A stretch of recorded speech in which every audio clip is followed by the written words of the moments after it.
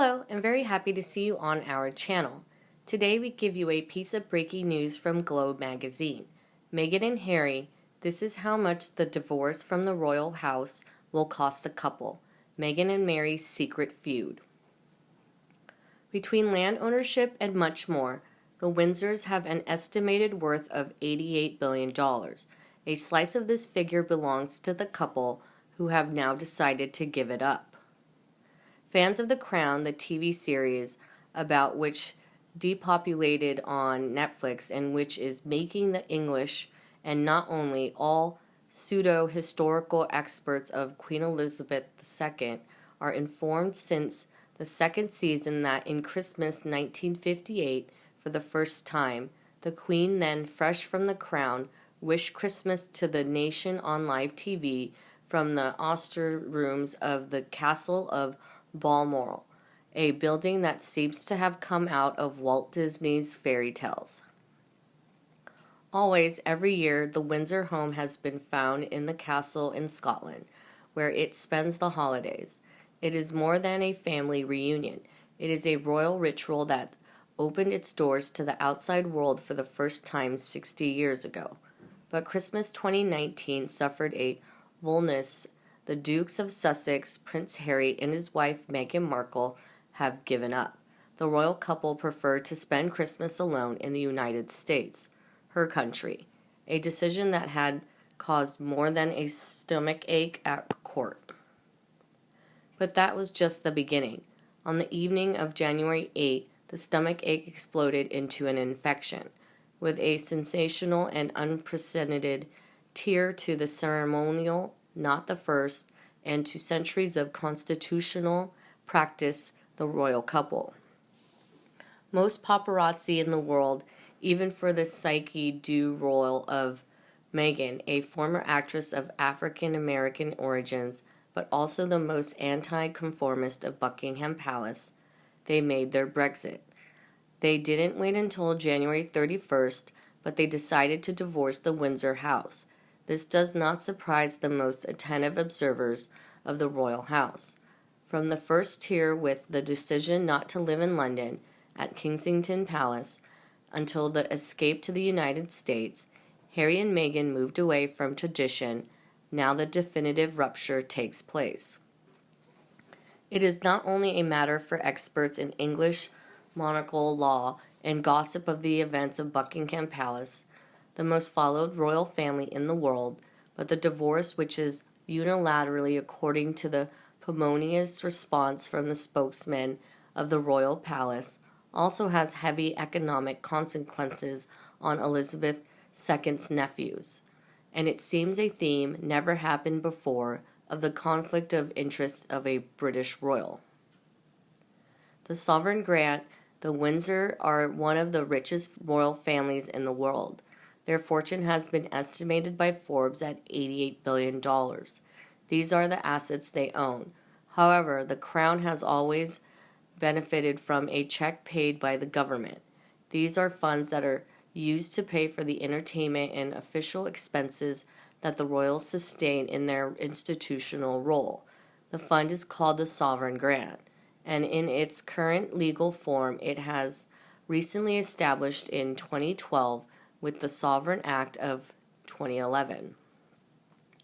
Plus, Harry's wealth consists of the legacy from his mother of about $10 million and a smaller legacy from the late Queen Mother. It was estimated to be about £30 million, but must be very much depleted the way Meghan is spending.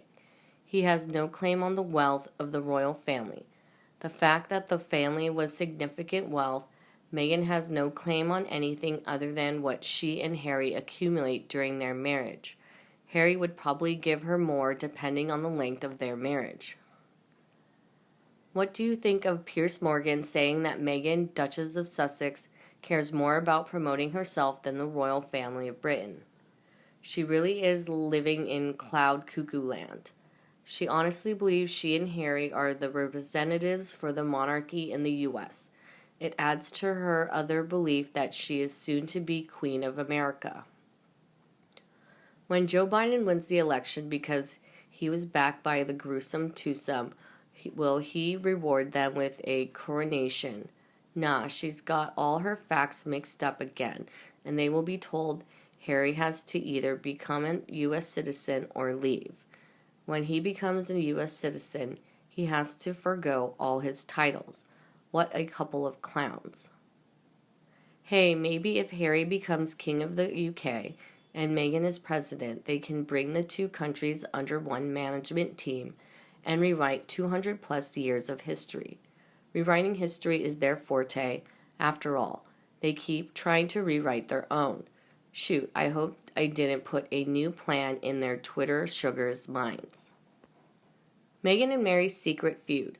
On paper, Meghan Markle and Crown Princess Mary seem like kindred spirits.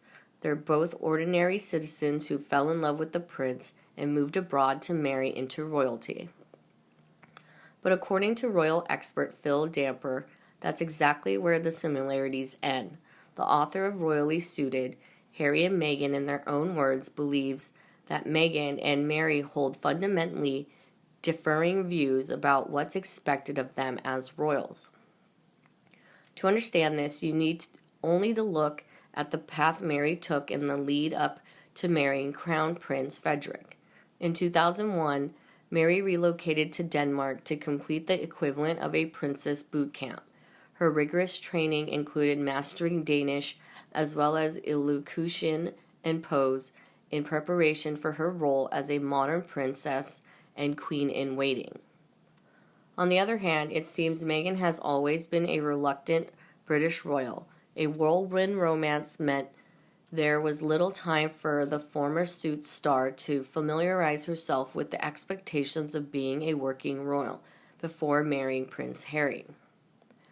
Meghan's subsequent failure to find her feet among the royal family also appeared to contribute to the Megxit decision for the couple to step down as senior royals and head to her homeland.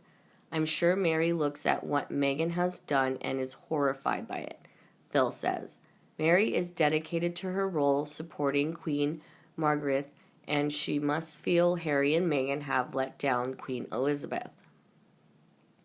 Aussie expat Mary also appeared to completely understand that becoming a Danish royal would mean completely surrendering her former life. In contrast, pundits have interpreted the Sussexes' transatlantic move as a way for Meghan to combine her established acting career with her royal profile. If Mary had done a Meghan, it would be like her marrying Frederick, and then within 2 years luring him back to Australia where they met and taking him away from his family and destiny. Phil explains, I don't think Mary has ever met Meghan, so she would not want to judge her too harshly, but I'm sure she won't be impressed by her quitting the royal family after less than 2 years. I'm sure she thinks that Meghan has done the wrong thing.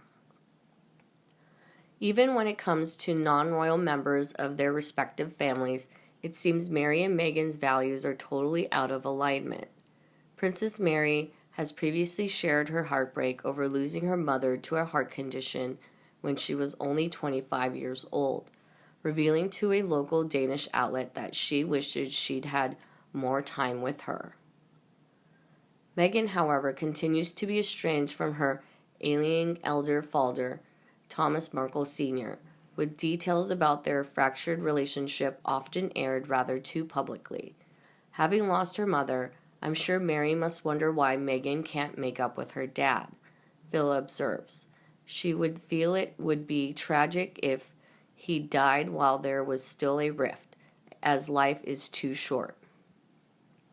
Furthermore, Mary's established connection with Catherine, Duchess of Cambridge, may also present an issue for Meghan, with whispers that the close bond between the future queens could prove to be a potential source of jealousy and friction. Phil confirms that Kate and Mary have become good friends after meeting in Copenhagen, and that the pair talk often on the phone. As a result, Mary might well be inclined to slide with the Cambridges following the well-documented fallout between Meghan and Kate's respective husbands, Prince Harry and sibling Prince William, second in line to the British crown. Obviously, Mary identifies with William and Kate more, as she is also married to the heir to the throne, Phil says. Mary would understand Kate's point of view, with nations around the world still grappling with the COVID-19 pandemic and its economic fallout. Royals like Princess Mary and Duchess Kate, along with their respective royal families, have been doing their part to bolster the community spirit during this difficult time. I'm sure Mary thinks Kate has done a great job, Phil adds. Meanwhile, Meghan seems irrelevant on the other side of the Atlantic. How about you? What do you think of Prince William Share's ruthlessness with Queen when dealing with Meghan Markle and Prince Harry? Please let us know in the comments section below and discuss them together. And as always, come back to our channel for all the latest news on royal family, Meghan and Harry right here. Thanks for watching and see you next video, and don't forget to subscribe to our channel. Goodbye.